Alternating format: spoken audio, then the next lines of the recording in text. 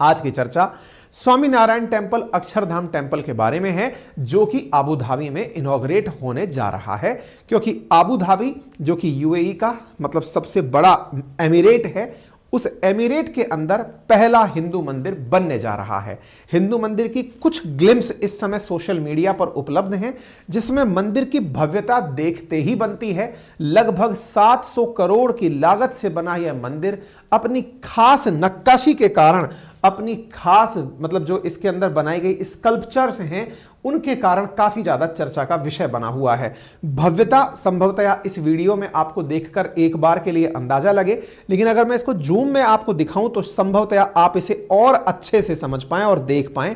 इस वीडियो के अंदर आपको यहां की नक्काशी, यहां पर बनी हुई मंदिर की मूर्तियां आपको बहुत ही गहरे भाव के साथ समझ में आती हुई दिख रही होंगी। ये बिल्कुल इतनी जबरदस्त नक्काशी के साथ जैसे कि अजंता, एलोरा, खजुराहो या दक्षिण भारत के टेम्पल्स में जिस प्रकार की नक्काशी कारीगरी की जाती है, उतना भव्य कारीगरी करके यहां पर सभी देवताओं को विराजमान करके, इंक्लूडिंग गणेश जी के आप यहां पे कई रूप देख रहे हैं, कुछ इस प्रकार से इस मंदिर का निर्माण किया गया है। यानी कि इस मंदिर की कारीगरी के अंदर जो लगे हुए कंगूरे हैं, इन्हें देख करके विदेशों के अंदर भारत की जो वास्तुकला है या स्थापत्य कला है, उसका नमूना स्वाभाविक रूप से यह एक प्रतिनिधि के रूप में, एक एम्बेसडर के रूप में दुनिया को देने वाला है। यानी कि अगर हम कहीं वर्ल्ड में जाकर कहें कि इंडिया में स्थापत्य कला, वास्तुकला के बहुत सारे ऐसे आयाम स्थापित ऑलरेडी हो रखे हैं, तो हम बस केवल इस टेंपल को ही किसी को बता दें कि आइए और इस टेंपल में विजिट कीजिए, केवल विजिट करके समझ जाइए कि ये तो एक हमारा रिप्रेजेंटेटिव टेंपल है। इंडिया तो इनसे पटा पड़ा है, मतलब इतने मंदिर हमारे देश के अंदर ऑलरेडी बने हुए हैं। तो मंदिर जैसे ही आपको दिखाई दिया, ये जो मंदिर मैंने आपको दिखाया, प्रधानमंत्री नरेंद्र मोदी जी के द्वारा जिस टेंपल का इनॉग्रेशन होने वाला है, इसके बारे में बीजेपी के द्वारा MyGov पर भी इसके बारे में अपडेट दिया गया है। सबसे इंपॉर्टेंट जानकारी निकल कर आती है कि यह बेहद कम समय में बना है। इसके बनाने में इसकी जो लैंड एक्सेस हुई है, इसके लिए प्रधानमंत्री का बहुत बड़ा रोल रहा है।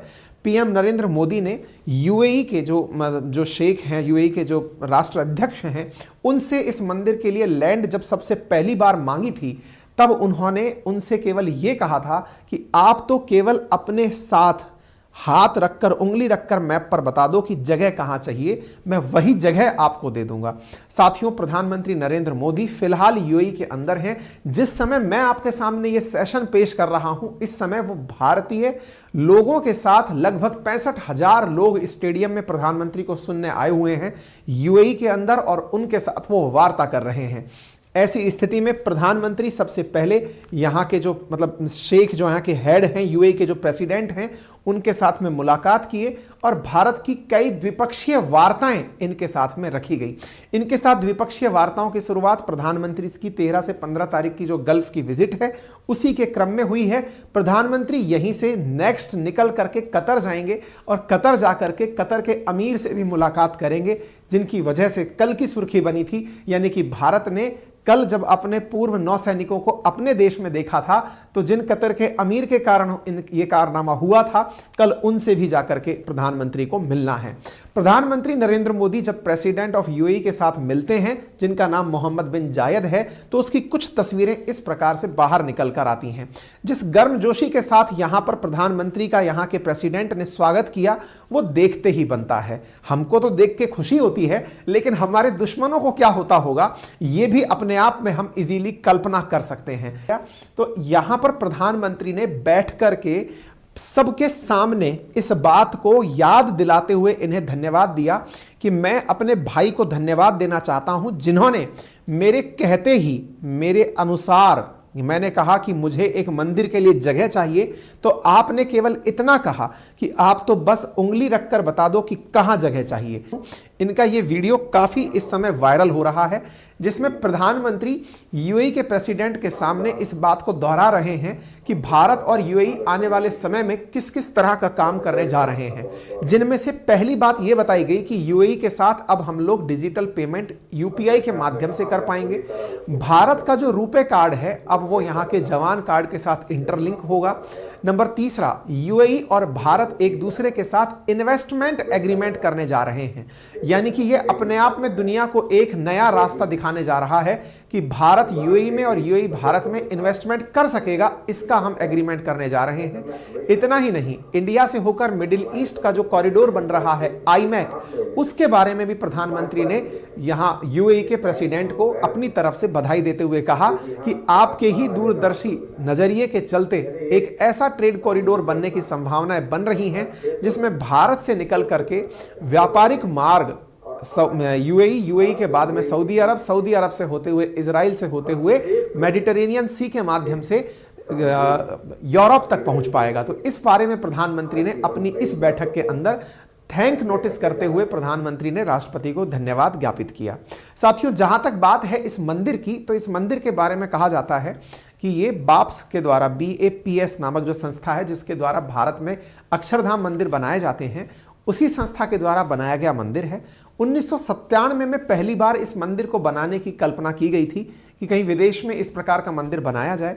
2018 में PM मोदी ने इस परियोजना की शुरुआत की। 2019 में इस हिंदू मंदिर की शिलान्यास हुआ, यानी फाउंडेशन स्टोन रखा गया। लगभग 700 करोड़ रुपए में जाकर मात्र 5 साल के भीतर यह मंदिर तैयार हुआ। बताया जा रहा है कि यहां की जो 7 मीनारें हैं वो यूनाइटेड अरब अमीरात की 7 एमिरेट्स को दर्शाती हुई 7 मीनारें यहां पर बनाई गई हैं। यह मंदिर अल वाकबा नाम की जगह पर बनाया गया है, जो कि आबू धाबी से मात्र 30 मिनट की दूरी पर है। चूंकि पूरा की पूरा गल्फ एक रेगिस्तानी एरिया है, तो इसे रेगिस्तान में खिले हुए कमल के समान माना जा रहा है। कहा जा रहा है कि यह यूएई का पहला हिंदू मंदिर भले ही बनकर तैयार हुआ हो, लेकिन इसकी कल्पना बहुत पहले ही की जा चुकी थी। और फिलहाल इसकी कल्पना का अगर आप इतिहास देखें तो वो आपके सामने आता है। सबसे पहले 2015 का वो कालखंड जब यूएई ने भारत की रिक्वेस्ट पर इस मंदिर के लिए जगह दी।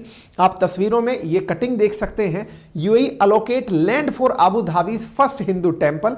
इसके बाद प्रधानमंत्री का वो ट्वीट देख सकते हैं जिसमें प्रधानमंत्री ने आबू धाबी यानी कि यूएई की राजधानी को हम संबोधित करते हुए बोल रहे हैं कि I am very much thankful to UAE government for their decision to allot land in order to build a temple in Abu Dhabi. इसके बाद में 2017 में आबू धाबी के राजकुमार ने शाही आदेश के माध्यम से इस भूमि को उपहार स्वरूप दिया गया। 2018 में आबू धाबी के राजकुमार ने PM मोदी के साथ मिलकर मंदिर के लिए सहमति दी और इसी के बाद में प्रधानमंत्री नरेंद्र मोदी ने हिंदू मंदिर की परियोजना को शुरू किया और शोध वास्तुकला को पूरी तरह तैयार किया गया। 2019 में इसकी नींव रखी गई। यूएई के पहले हिंदू मंदिर का शिलान्यास हुआ। लगभग 5000 भक्त BAPS हिंदू मंदिर के शिलान्यास समारोह में भाग लेने और देखने के लिए एकत्र हुए। यहां पर वो क्षण है 2019 का, अप्रैल 21, 2019 को, जब यहां पर इसका शिलान्यास किया गया था। आप शिलान्यास का देख सकते हैं, रेगिस्तान में खिला कमल इसे कहा गया। यहां पर इस प्रकार से इसको बनाया गया है कि दूर से देखते ही यह अपने आप में अपनी प्रेजेंस को लोगों के बीच में आकर्षक बना देता है। इस मंदिर के बनने के बाद बाप्स के जो महंत लोग हैं उनके द्वारा प्रधानमंत्री को इनवाइट किया गया कि आप भी इस मंदिर के इनॉग्रेशन में पहुंचे। तो ऐसी स्थिति में 700 करोड़ रुपए से बना हुआ जो ये मंदिर है, इसके अंदर अब भारत की तरफ से प्रधानमंत्री पहुंच करके इसका इनॉग्रेशन कर रहे हैं। इनॉग्रेशन की खबर मैंने आपको पूरी तरह विस्तार से बताई, लेकिन इसके साथ साथ उन लोगों का क्या होगा जो भारत की किसी भी प्रकार की, चाहे सांस्कृतिक ग्रेटनेस क्रिएट हो, चाहे इकोनॉमिक ग्रेटनेस क्रिएट हो, उस पर रुदन मचाते हैं। फिर चाहे वो तुर्की हो, फिर चाहे पाकिस्तान समर्थित कोई भी क्षेत्र हो, जो पूरी तरह से भारत को लेकर के माहौल बनाने का प्रयास करते रहते हैं। हाल ही में गल्फ नेशंस की तरफ से आ रहे जो मैसेज हैं वो पाकिस्तान की जो अस्त व्यस्त राजनीति है उससे निकल करके भारत की बढ़ती साख को दिखाते हैं। हाल ही में कतर के साथ भारत के जो संबंध हैं वो दुनिया के सामने निकलकर मंच पर आए हैं, जिसमें पता चला है कि कतर के अमीर ने भारत के 8 नेवी पर्सनल्स को रिहा किया।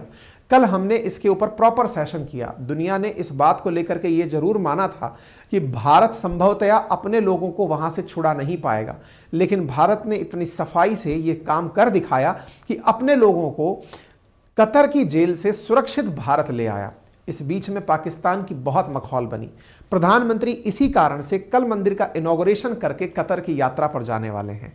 पाकिस्तान जहां अभी तक उलझा है इस बारे में कि नवाज शरीफ प्रधानमंत्री बने, कि बिलावल भुट्टो प्रधानमंत्री बने, कि इमरान खान प्रधानमंत्री बने, इस बीच में भारत ने इस गल्फ देशों के साथ में जो अपनी केमिस्ट्री सेट की है वो दुनिया भर के लिए अपने आप में एक चर्चा का विषय बना हुआ है।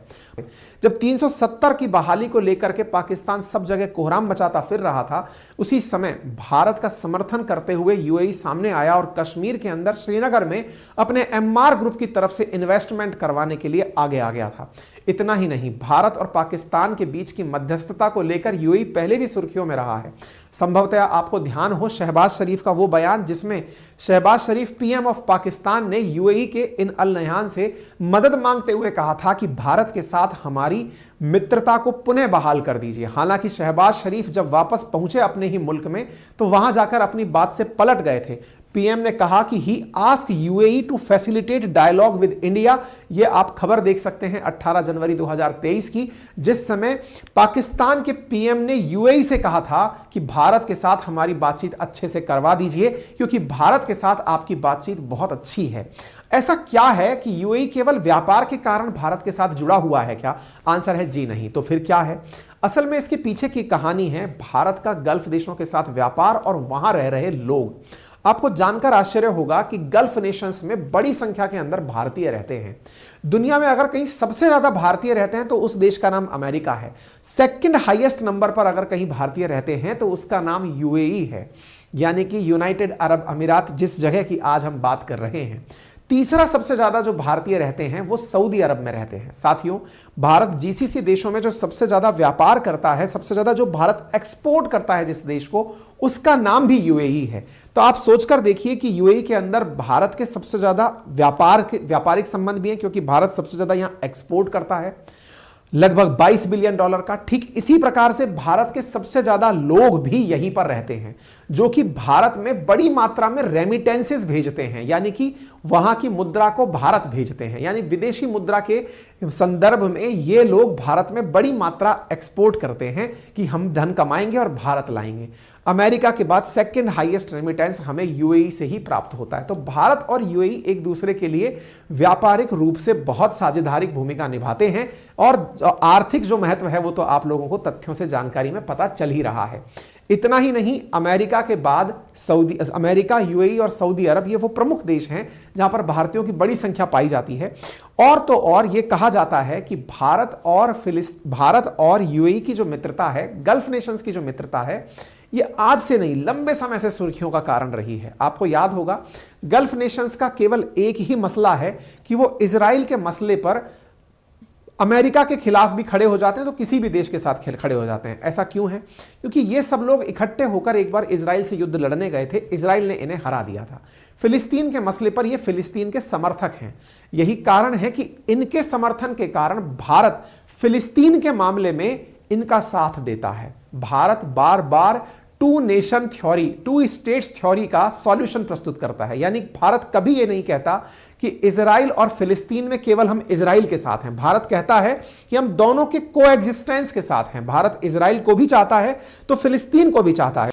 भारत ने इस कारण से जब यूएन में वोटिंग हुई तो हमने इजराइल के खिलाफ वोट किया था। आपको यह खबर ध्यान होगी, इंडिया वोट्स अगेंस्ट इजराइल, क्योंकि जब यह वोटिंग हुई थी कि क्या हम लोग इस बात के लिए समर्थन करते हैं कि इजराइल फिलिस्तीन के ऊपर वर्तमान में जाकर कब्जा कर ले, जी नहीं, हम इसका समर्थन नहीं करते। इस प्रकार से भारत ने गल्फ नेशंस का यूएन के अंदर भी साथ दिया है। यही कारण है कि चाहे सऊदी अरब हो, चाहे यूएई हो और अब कतर, आने वाले समय में कतर के साथ भारत के संबंध और मजबूत ही होंगे, बुरे नहीं होंगे। ये सभी देश भारत के साथ मित्रवत व्यवहार रखते हैं और भारत के साथ भविष्य के संबंधों को मजबूत रखना चाहते हैं। इतना ही नहीं, ईरान भी पीछे नहीं है। ईरान ने तो जयशंकर साहब से मिलते ही अगले दिन पाकिस्तान पे गोला छोड़ दिया था। वो बात दूसरी है कि बाद में जाकर के पाकिस्तान से कहा कि यार चिंता मत करो, हम तुम्हारे साथ भी हैं, ठीक है ना। तो कुल मिलाकर के बात यह है कि भारत इन देशों के साथ बहुत अच्छे से अपनी स्थितियों को लेकर के आगे बढ़ रहा है। ठीक है साहब, पाकिस्तान ने तमाम प्रकार के प्रयास किए थे इन लोगों को रोकने के G20 में, लेकिन वो सक्सेसफुल नहीं हो पाए थे। उम्मीद है कि आप सभी साथियों को यह बात अच्छे से समझ में आ गई हो। क्लियर है साहब? उम्मीद है आप सभी साथियों को यह जानकारी अच्छे से समझ में आई हो। बाकी इस विषय पर आपकी क्या राय है कमेंट बॉक्स में बता सकते हैं। भारत की यह कूटनीति आपको कैसी लग रही है? पाकिस्तान के प्रति आपके मन में क्या भाव उत्पन्न हो रहा है? तमाम बातें आप कमेंट बॉक्स के अंदर लिख सकते हैं।